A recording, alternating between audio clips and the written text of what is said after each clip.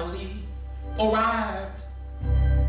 My healing that had been delayed has now been realized. No one's in a hurry, no more schedules to keep. I'm enjoying Jesus, just sitting at his feet. If you could see me now, I'm walking streets of gold. If you could see me now, I'm standing tall and whole. If you could see me now, you know I've seen him face to face. If you could only see me now. My prayers have all been answered. I finally arrived. My healing that had been delayed has now been realized. No one's in a hurry, no more schedules to keep. I'm enjoying Jesus, just sitting at his feet. We have just lost a good man. What say ye? I say that we have lost a true, there are some people who are just like a force of nature. And that is who Larry King was. Larry King Sr., he'd always say. I don't even hardly know where to start, but I know that his transition has moved through this community like a tidal wave as people hear about his passing. Let me start by saying that Larry and I were raised in the same village. We were both raised in the village of Greenwood in Tuskegee Institute, Alabama. We both went to the same elementary school, Chambliss Children's House. We went to the same high school, Tuskegee Institute High School. We were raised in the same church, Greenwood Missionary Baptist Church, but we were raised years apart. So by the time I got old enough to know myself, Larry had already graduated high school and had left Tuskegee. His mother and father, however, were a huge part of the village that raised me. Mrs. King was a staunch member of our church. His father, Mr. Simon King, the late Simon King, actually took my wedding pictures 47 years ago. Larry came home from New York, White Plains, New York, several years ago. And one of the things that I always remember is when I first met him talking about how sad he was to see how much Tuskegee had changed. Absolutely. And he was sad, and he was one of the few that I've heard take responsibility for not having stayed in touch and for not having done his part to keep Tuskegee thriving. And came back up in here to make a move to make it better, didn't he? He got back, he's put his feet on the ground, and he never stopped working. He was everywhere. When I say he was a force of nature, oh man, Larry was playing tennis. He was taking children all over the region playing tennis because he believed in the benefit that tennis could give young people. He had learned to play here in Tuskegee. He had become some people called him the water man because he delivered water to many people in the community through Mr. Moses Weaver's company. He delivered to our house like every 2 weeks. He'd bring water to the house. I'm gonna miss that. I'm gonna miss the way he honored his mother. Oh man, amen, 100%. Larry came and got his mother when she got to a certain age, but she did not want to stay up there, and she insisted on coming home. Well, Larry packed up and he brought her home, and he stayed. He would always say when he introduced himself in a public place, like for example, he was a member of the Movement 46. I'm wearing a TM 46 shirt today. He was a member of that organization, along with lots of others. But he would stand up and introduce him, say, I'm Lawrence King Sr. And I've been back in Tuskegee, I'm just arbitrarily saying, 8 years, 24 days, and he would go on and he would list them just like that. Almost down to the minute. Almost down to the minute he would do that, I guess to remind himself that I am still here and I'm still counting. So anyway, I'll say one last thing about the village that raised the two of us. When I found out yesterday that he had passed, one of my first thoughts was Miss Velma, what happened to Miss Velma. And it wasn't long before someone told me that the Lancasters had her. That did my heart so much good because I knew that the Lancaster family had grown up in the same community as Larry King had grown up in. In fact, I talked to Charles Lancaster today, who I grew up right around the corner from, and his wife and I were next door neighbors, so that's the village spirit that I'm talking about. But he assured me that Miss Velma was resting well. We talked a long time about different things, and he even reminded me that one of the few times that Larry came home from White Plains was to his mother's funeral in 1969. And so now he is stepping in and doing what people do when we care about the village, and he's taking care of Miss Velma until other family members get here. That is the spirit of Tuskegee that I remember, that I want to nourish and revitalize. Absolutely, and I want to stay on Mama for a minute because you know, daughters are generally known to stick with Mama, Daddy, Uncle, Aunt, or anybody else who's in need. It is very rare to find a man that would stick with his mother the way that Larry did. What do you think contributed to that? Let me tell you what I know. My grandmother lived to be 94 years old. She had 8 sons. She never spent one day in a nursing home.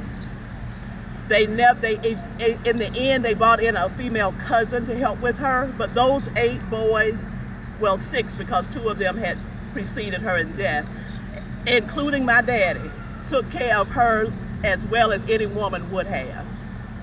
On Friday evenings, when Daddy would come home, Mama already had his bag packed because she knew he was headed to Bullock County to spend the weekend with his mama and to give his brother, who was there full time, some relief. So that is not unusual for me because those are the kind of black men that raised me. So since he was born and raised up in this environment, then that contributes to his love and trust and respect for his mama then, right? I think so. I think so. All right. I think so.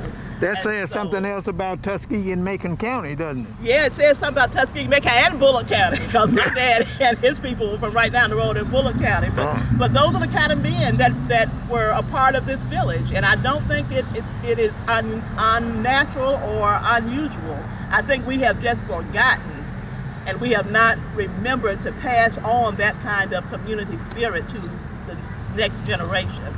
So Larry King, wow, man, I salute you. I never will forget when I finally declared that I was going to run for office. He said, now you look, I'm going to be your constituent, so I'm going to be making sure you do the right thing. And he was a huge part of my campaign team. I am just going to miss that big laugh. I mean, wherever he was needed to do something of good and of value, he was right there. Whether it was playing tennis with the children or delivering water or being a part of the security out at Nature's Garden when the festivals were going on and directing the traffic with the parking out there. Wherever he was needed, he was there. So he is one of those people that was a part of the Tuskegee diaspora that even though he was in White Plains, never forgot what home was and what home felt like. And he was a returned son, a native son who came home. So Larry, I just wish you a safe journey. I wish you eternal peace. And know that whenever there are tennis courts built in this community, and they will be built, they will be named in your honor. I'm going to push for that. Someone said it at the council meeting last night. That's beautiful. That will be your legacy. We love you. If you could see me now, I'm walking streets of gold. If you could see me now, I'm standing tall and whole. If you could see me now, you know I've seen him face to face. If you could only see me now.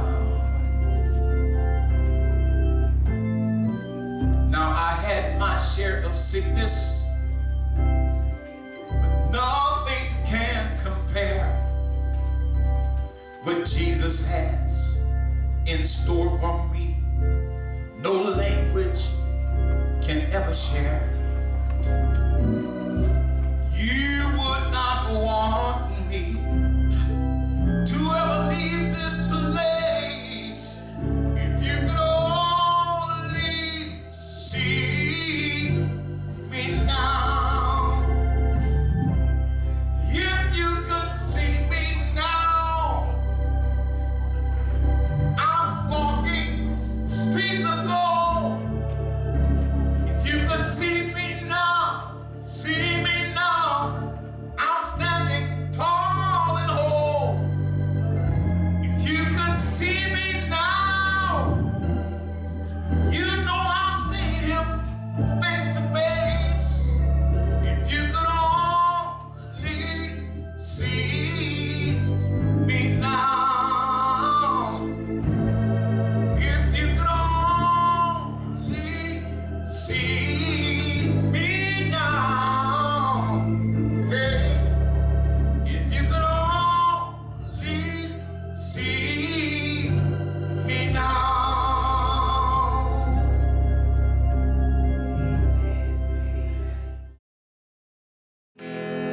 God is still in charge.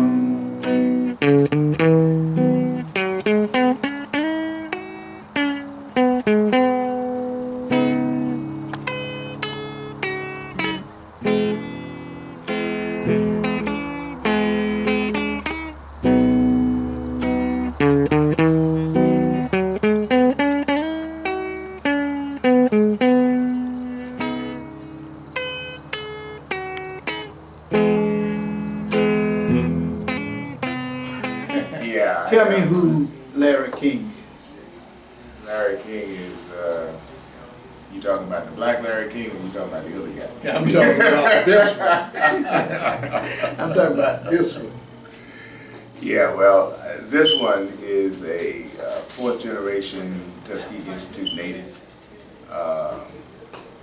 I was born here and spent 13 years, growing up in this community, running around the hills and all over the campus for those 13 years to 1960, and learned how to play tennis on the campus courts next to Logan Hall. We used to go to swimming classes from 10 to 12, and from 12 to 2 we play tennis, and then from 2 to 4 we go back to the pool. And that was the summer. So then Tuskegee was different back then from what it is now then, right? Because we don't have those things out here now to do. So what was the situation back in those days as far as social activity and that thing was concerned? Tuskegee was, as they would say today, was the bomb. We had everything. In fact, if you look at some of the communities named Greenwood throughout the country, they were modeled after Greenwood here in Tuskegee. Back when Booker Washington put this whole community together, along with the other residents of the community, of which my great-grandparents were part of that, we had everything. We had businesses, we had the VA, we had car dealerships, we had banks, anything that you have now that people go to Montgomery or Auburn, that didn't exist back then. Everything was here in Tuskegee. And you guys had those black giants too, man. Tell We me about did. those brilliant We did. black folks that was running things up in here and educating people. They were just everyday people to us. They were our neighbors, they were our uncles, our aunts. I'm an only child, but I was pretty much raised by the community. They say it takes a village to raise a child. Well, the village raised me. My father worked he was a Tuskegee Airman, but when he came back here to take care of my great-grandmother, my mother, and he came back to take care of my great-grandmother in '47, I went into kindergarten at Chambliss Children's House, and everybody was just part of the neighborhood. I mean, we had greats like Chappie James was the son-in-law of the Deacon Watkins at Greenwood Baptist Church, and they were related to the Lancasters, who were up the street from me, and I spent more time in their house than I probably did in my house. There were 7 of them and 1 of me, so I just joined the family. And then you had the Hendrys who were on the corner, and we just played. Everything was playing all around the neighborhood. That's the one thing that I don't see today. Kids are all involved in electronics, cell phones and all like that. We didn't have that. We had to create our own activities. We would go out into the woods, exploring. We would go onto the campus, into the fields. It's just everything was in walking distance. And then education was a priority back in those days. It was mandatory. You were taught to think creatively. You were taught that you could do anything. That the sky was the limit. In fact, excellence was there was no question. You were trained to be the best that you could possibly be, to hone your skills. No matter what it is you wanted to do. You had carpentry. You could be an electrician. You could be anything. They taught all of that at the campus, and you could go in and, as they say, monitor classes. Well, we could go into anybody's class. And you saw all of those black giants flying around in those airplanes doing their things, right? Yep, that was a part of it. Colonel Carter up there in an airplane courting his wife in a little bitty airplane. Right, that right. kind of thing. Right, one of my fondest memories, because, we had tennis courts all around, too. Deacon Watkins had a tennis court right in front of his house. That was the Greenwood tennis court. There were 4 tennis clubs when I left. There was the Varsity Tennis Club, the Faculty Tennis Club, the VA Tennis Club, and the Greenwood Tennis Club. And they travel, the adults, they travel all around the country playing other clubs. Right, we're gonna get to tennis, but I want to dig into this history a little bit more here now. There was obviously a problem, because I read that the Tuskegee Airmen could not even go downtown and situate themselves on the streets. Well, so now there was a problem between white folks and black folks, and going to the movie, one side, the other side. How did discrimination affect you? Let me put it that way. Well, it didn't. It didn't affect me. I grew up, my father was a projectionist at the Macon Theater, which was downtown. And yes, there was a white side and there was a black side. But on the black side, we saw movies that on the white side they didn't show. In fact, we had the better of the whole thing. The only reason to come downtown was to come to the movie theater. And so you guys basically had a side of the city that had everything that you needed. Correct. And you only had to come among the opposite races if you wanted to. If you wanted to, correct. I grew up, as I tell people, I didn't even know racism until I went to New York. okay, because we were protected here. KKK didn't even come in here, okay. The mass meetings that we had during the civil rights, beginning of the civil rights movement with King, you know, they came here for they'd meet at the churches to raise money or funds for the movement. But we never suffered any of the things that they suffered in Selma or in Birmingham, because again, we were self-contained. People came from all over the world to get an education here and to be a part of this unique community. You know, and I say it was unique because we ran everything. That is really amazing, man, and I hate how so much of that got lost as time went on, but I know how the system you know, manipulate things and cleverly maneuver things to take away a good thing that we have. Right. Now, you mentioned tennis, and that tennis got soaked into your DNA. Yeah. Because every time I hear you open your mouth now, you're talking about tennis. Every time I see you doing something, you're trying to revamp a tennis program and interest in tennis in this area. There is so much that that you just, once you learn it, it's like riding a bicycle.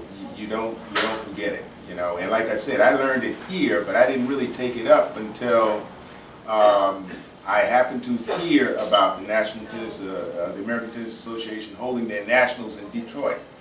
And I had a sister-in-law that lived in Detroit. She was married to one of the dramatics, and we went out there that summer, and I saw Laurie McNeil and Zena Garrison playing in the ATA Nationals. And I met a gentleman called Jerry James. You know, he's a football player from San Diego Chargers, big guy, you know, lineman. And he says, well, you like to play the game? I says, yeah, I know how to play the game. He says, well, you can join my club. I said, where's your club? He says, East Orange, New Jersey. You know, Althea Gibson's home. You know, in fact, it's her park. You know, so we're looking for players. You can do it. I said, fine, I'll do that. And I joined. I became a lifetime member, and the rest is history. I've been playing tennis ever since. You know, and when you're not exposed to something a lot, it's hard for you to really be inspired to do it. And here you may have been exposed to tennis, but until the Williams sisters and these other people that you know came into the mix, tennis was something that black folks didn't really see themselves being a part of, right? What broke that open? I think that's my question. Well, like everything else, anytime you get talented black people involved in any sport, they pretty much dominate. They take it over. They change the lines, the guidelines of what is possible. You know, we take it to another level, and the entertainment factor of it. It's a healthy sport. It's, you know, Booker Washington had the wherewithal and the foresight to make it a part of the socialization for his students back in 1890.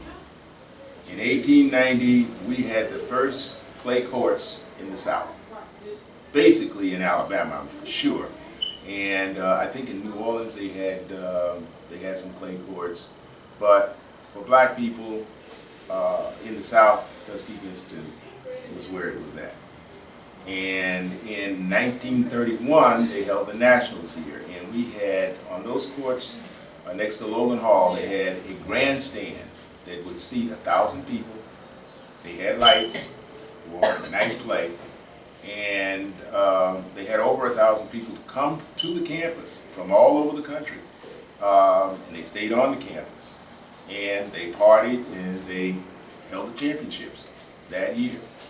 And the Peters sisters, well, they weren't here then, but it was dominated by all of the black players from back in the day. And who were some of those players who paved the way for the Williams sisters to be where they are in tennis today?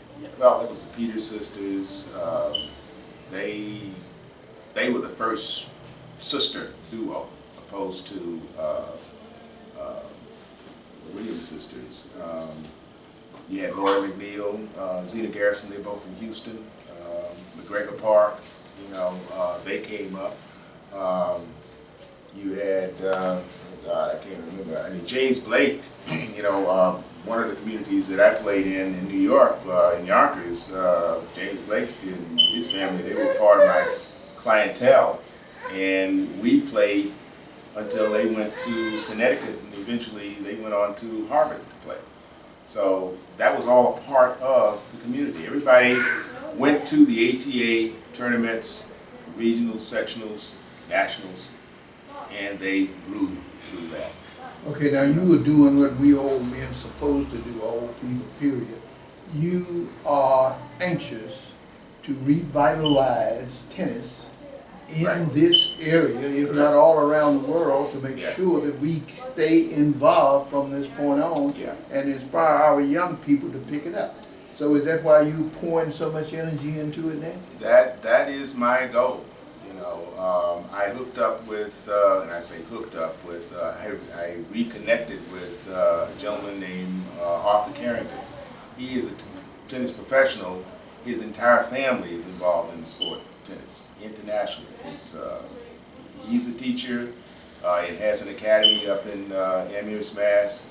His son is traveling with his daughter, who is on the international circuit, and he's training her. I think she's 16, maybe even 17 now.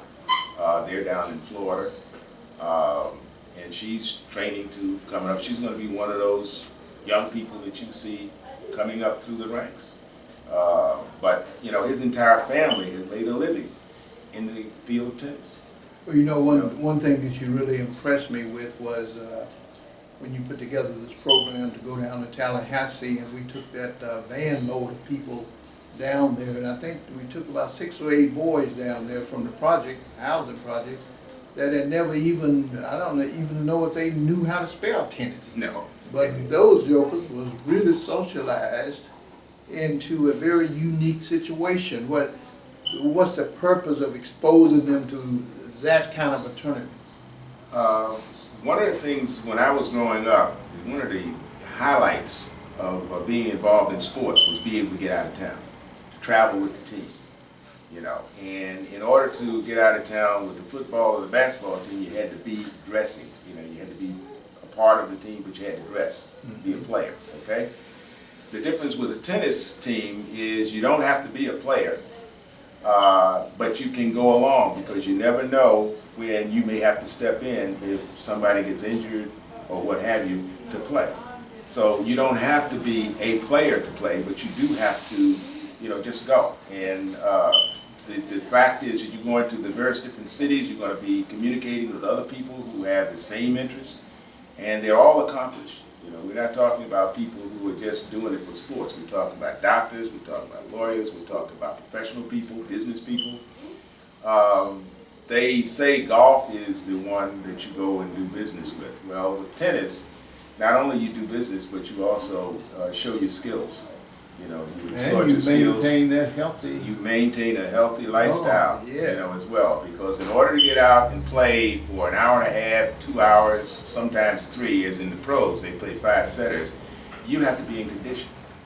And you have to treat your body right. Because if you don't, you're not going to last.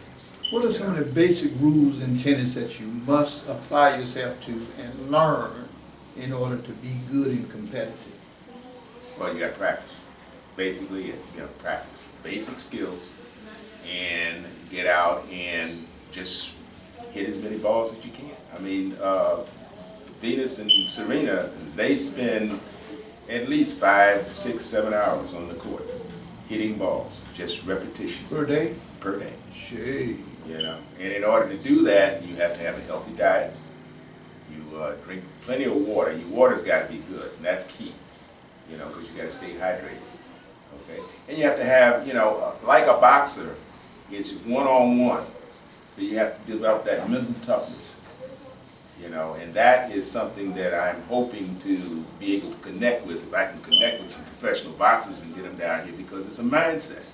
You know, it's you against the other person on the other side of the net, and you're winning just by stepping on the court. Okay, because you become a part of a rare group that can even get out there, you know, and deal with that. Now, I guess body language has something to do with it too, right? Being able to You have to be. You have watch to be. your opponent and Yeah. figure out what they are doing before they Yeah, do it to get you know. yourself positioned. You have to be able to anticipate. You have to know geometry. You have to know physics. All of that, because everything comes into play. The elements. You know, you have to be able to adjust your game based on the weather. You know, wind. The ability of your opponent to hit the various types of ball, the various different types of spin. You know, there's so many nuances to the game. If anybody plays what they call ping pong or table tennis, you know, you could appreciate what it's like playing on a bigger table. Right. Now, the lady that it was named in the tournament that we went to in Tallahassee, who was she? Maggie Coffey. She was one of the founders of the tennis group down there, and she dedicated her life to extending the sport to the community. And that's an annual. It's an annual. It's the 21st. They said, you know, they've grown now. You know, 21 years old. So this is their 21st tournament that they've had.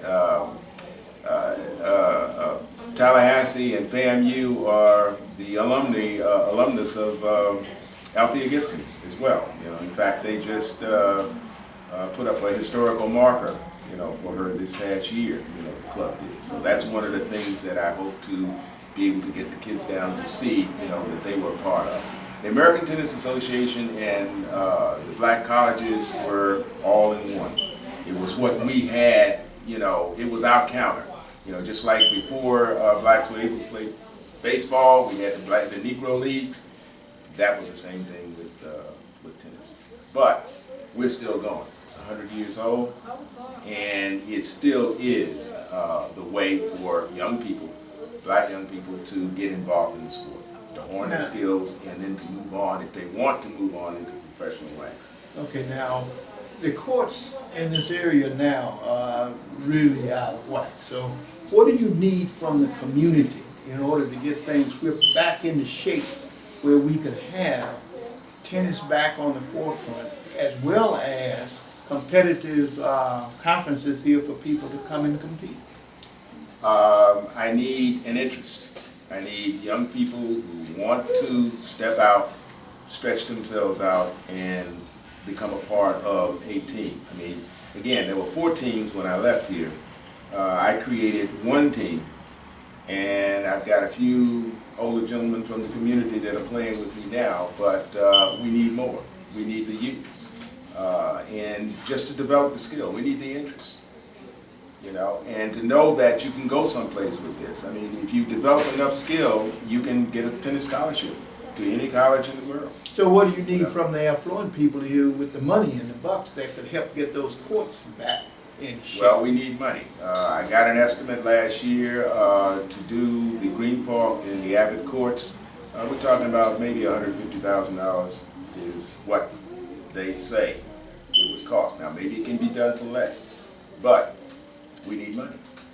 And the monies that the Parks Department has, I don't know what has happened. You know, there's no pool, or there was a pool. I think they opened that last year. But, you know, I'm not involved in the politics of what runs the community. All I know is that, you know, it takes money to maintain a court, but not a lot. But what we need are some courts to play on. You know, I was very disappointed to take those kids down to Tallahassee last year to come back there ready to go, and I got no place to take them. You know, I think you saw the photos of the condition of the courts out at Abbott and over at Green Fork. Right, right. So what are you doing now to try and get that money? You making public appeals, and I know this message is going out, and I hope some people respond to this. But are you going to try and go fund me and those kinds of things? We will get to that, but first I need to have the bodies. I need to have the bodies with the interest to learn to play the sport. Okay. Once I get the bodies that want to get involved, then I can say, okay, now let's raise to make this happen. Eventually, I would like to have a tennis academy, you know, here. I'm a member of a Nature's a Garden for Victory and Peace, and we've got 25 acres, of which they've agreed to allow me to establish a tennis academy there. But first, I need people. I need people who want to learn to play the sport, and we can train them.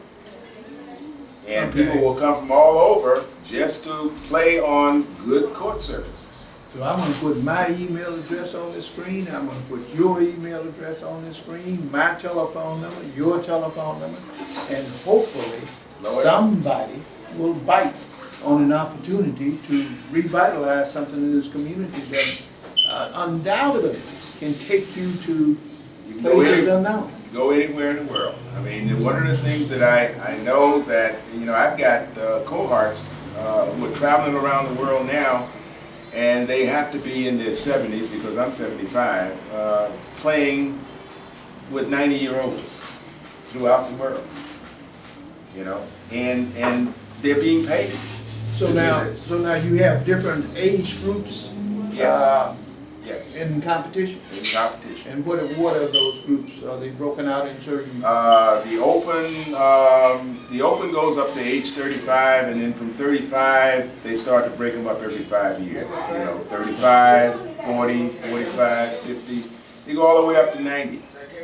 So therefore, when you step back on the court, say like you're out for 15 years, then you decide it's in your DNA and you want to go back. So you step back on the court. You don't have to worry about no young whippersnapper that's going to come out there and run you to death. Right. You coming into an age range where you all are competitive with each other. In your own age group. And that's a beautiful thing about it right there. You're competing against, from all over the country, you're competing against people in your same age group, same skill level. It's just a matter of how healthy are you, to be able to get out there and play. And, we're not playing on hard surfaces, we're playing on clay the majority of the time, which is a lot easier on the body. Okay. Now let me take you to another area that's very special to me, and that is your mother. You are a very unique black man because you are taking care of your mother in a royal fashion. Where does that come from? I don't have a choice. I'm an only child. Yeah, but so many mothers got one child and they are alone and in a nursing home someplace, and that only child is out boogieing and going through changes. Well, that's not the way I was raised. Like I said, the village raised me, and now I'm back because she refused to cooperate with life in New York. So now I'm back. My primary job is taking care of her. The rest of it is trying to give back to the community what I received when I was a kid. You might say I'm in my second childhood. I'm trying to have more fun in my second childhood than I had in my first. Yeah, that's one way you put it. But I tell you, man, you are just to be commended the way that you look out for that woman. Now, what was your profession? What you do? You were in New York all of those 55 working years. years? Yeah. So what were you doing up in New York? Well, I started out in the post office for 7 years, community service for 7 years, and the balance in the financial.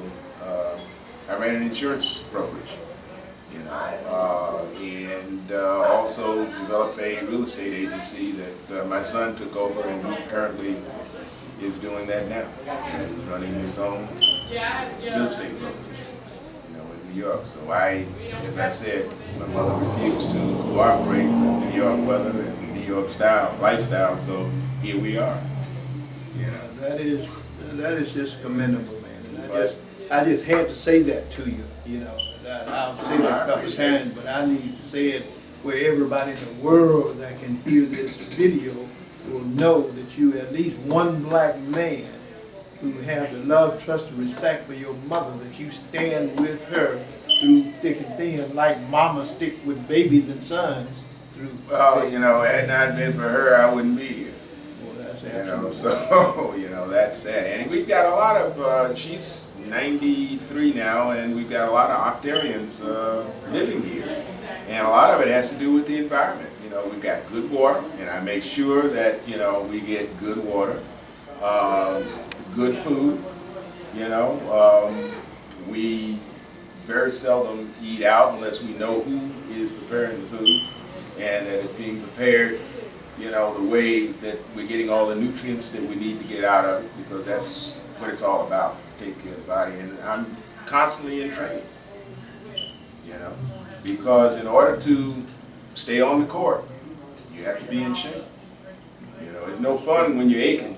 There's no fun with pain. All right. All right. Okay, well, anything, I want you to look at that camera and tell the people what you want to tell them. I think we hit most of the we got preliminary areas, and we're going to come back to this. This is just a preliminary appeal, and then we will come back with some more specific appeals as you create some kind of a process for getting this thing reestablished. Go ahead and tell people what you want them to know. Right now, as of today, we've got 13 days before May 20th and the tournament in Tallahassee, and I need as many contributions as possible to make the trip affordable for the youngsters that we're going to take down. I am sending out a shout or an appeal for 2 of the high schoolers to compete in a essay writing contest about ATA and Tuskegee. There's a book written by Arthur Carrington called Black Tennis, 1890 to 1962, that's available in the local library that they can do research on, or you can Google it and find out about tennis in Tuskegee and the whole history of it. And if they write an essay and that they are successful in making sense out of it, we will take 1 male, 1 female with us on the trip to Tallahassee. They don't have to be tennis players, just show an interest in wanting to get out of town for that one day. Actually, it's a day and overnight in Tallahassee. But you're hoping the bug bites them, huh? We are hoping the bug bites them and they'll come back wanting to do it. Because when you get down there and you see all these other young black, you know, and there will be some whites there as well, because the white players know the competition level that you find in the American Tennis Association is high, and they want to compete as well, you know. So everybody is trying to make their mark, you know, because there's a ranking system, and as you play, the more tournaments you play, you get a ranking system, you know, and you become nationally ranked, you know. So you get bragging rights. You know, I'm good at this. You know? And I bet you got a lot of old folks out there bragging about how good you used to be. Right? Well, yeah, you know, trophies. You know, like we went down last year, we didn't win, but we were in the finals. So we got a trophy for being in the finals. So this year, I hope that the team that I'm taking down will win the iron, first place. You know, that's our goal. You know. Okay, my brother. Well, I tell you what, I appreciate you taking the time. I thank you, and I appreciate the I opportunity. hope these people listen to you. I hope you get your tennis game revitalized in this town. Yeah. And I will do whatever I can to help you. I appreciate it, you know, because if it were not for you, we wouldn't have been able to get there last year. Bethel donated the transportation and you know, as a driver to get us there safely. That's the way Bethel Baptist Church does it. They stay involved in what's happening. All right. And there were several other people in the community who contributed financially, and we're reaching out again to for as much financial support as possible. The tennis Tuskegee Institute Community Tennis Club is reaching out, asking for your donations, and you make them payable to Nature's Garden for Victory and Peace. That's a nonprofit that we're working under. And you can get your tax deduction from that. So no contribution is too small, and please be generous. All right. Thank you, sir.